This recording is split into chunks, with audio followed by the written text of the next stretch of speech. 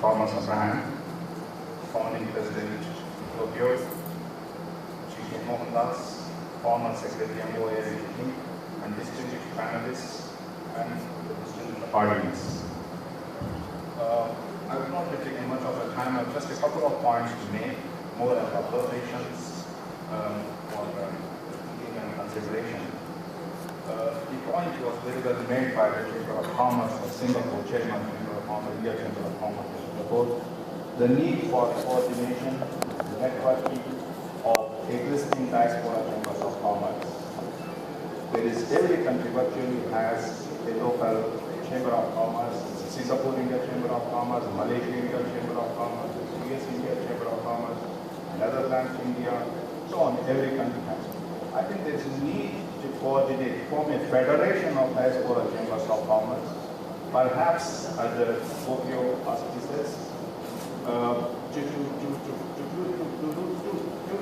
two roles, to leverage the synergies and complementarities of the diaspora, alert them to the opportunities in the respective territories, and secondly, to give certain input to the government of India in this overall development thrust of economy, trade, export of services, goods, and so on. So a federation of diaspora chambers of commerce, I think the best of knowledge that doesn't exist, perhaps headquarters in Singapore or New York or Delhi, to make a beginning with a kind of a website, a directory, and certain networking arrangements. I think that would, to some extent, meet the felt need for this one. And second thing, I thought I could draw attention or pick your brains on another aspect.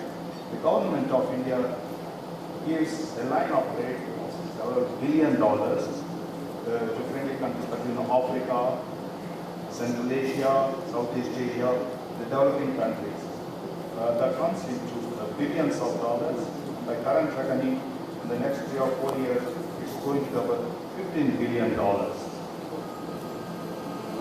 has certain restrictions. It's open only for companies registered in India under the Companies Act. It means a company, even a foreign company registered in India under the Indian Companies Act, can bid for it, and its competition limited to Indian companies.